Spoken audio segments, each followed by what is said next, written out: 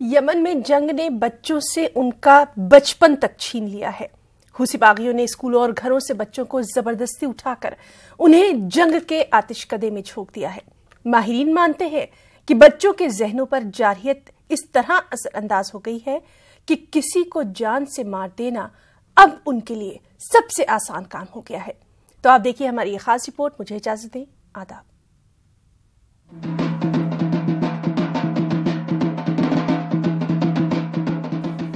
ڈرم کی بیٹ پر ناچتے اور اپنے ہاتھوں میں رائفلز تھامے یہ بچے حوثی باغیوں کے کم عمر جنگجو ہیں۔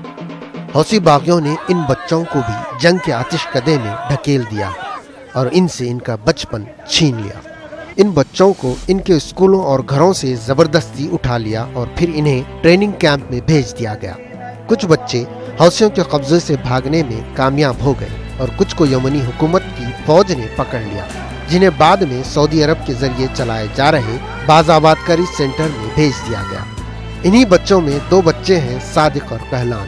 صادق نے جنگ کے میدان میں لاشوں کے ٹکڑے دیکھے تو کہلان یاد کرتا ہے کس طرح حوثیوں نے اسے اور اس کے ساتھیوں کو اسکول سے اٹھا لیا تھا۔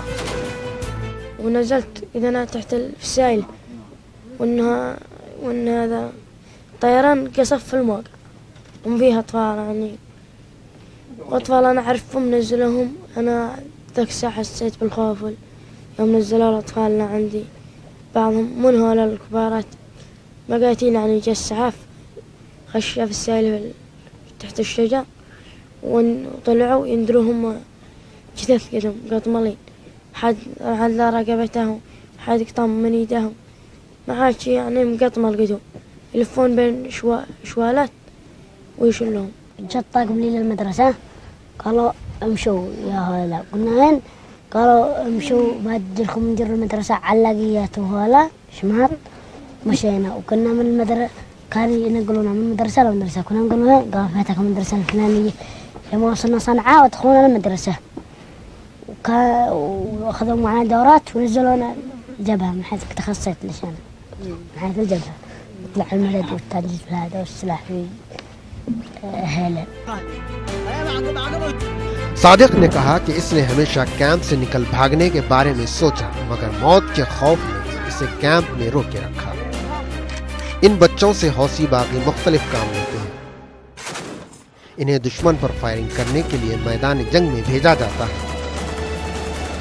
باز آباد کاری مرکز کے بانی سعاد اور ماہر نفسیات اطفال بھی مانتے ہیں کہ جنگ نے بچوں میں جارحیت کوٹ کوٹ کر بھر دی ہے اور کسی کو جان سے مار دینا ان بچوں کے لیے سب سے آسان کام۔ العدوانية عند الطفل هذه أهم نقطة، التي هي العدوانية بشكل فظيع جدا، وهذا الذي أنا شخصيا أعاني منها ما بعد الحرب، الذي هي العدوانية، يحمل عدوانية غير عادية، يعبر عن نفسه، يقول يعني عندما يصل إلي يقول أسهل حاجة عندي القتل، يعني وصل إلى هذه الدرجة، إلى أنه أسهل شيء عنده القتل. نحن لا نقول لأمريكا وللمجتمع الغربي بأن الحوثي يجند ويوعي جيل قادم، جيل لا يقبل بالآخر أبدا، جيل مستعد أن يموت على أتفه الأسباب ومقتنع بذلك ويعتقد أنه يرضي الله بهذا الكلام. حوثی باغی ان بچوں کو 1 مہینے تک مذہبی ٹریننگ دیتے ہیں، اس کے بعد جہاد کی اہمیت بتائی جاتی ہے۔ حوثی باغیوں کا کہنا ہے کہ یہ سعودی جارحیت کے لیے ملک کو بچانے کا معاملہ ہے۔ بچوں میں جہاد اور شہادت کا جذبہ پیدا کیا جاتا ہے۔ اس طرح سیاسی مفادات کے لیے بچوں کو بلی کا بکرا بنایا جا رہا ہے۔ جنگ کے ماحول میں رہ کر کچھ بچے سفاح قاتل بن چکے ہیں۔ بچپن جارحیت سے گلے مل چکا ہے۔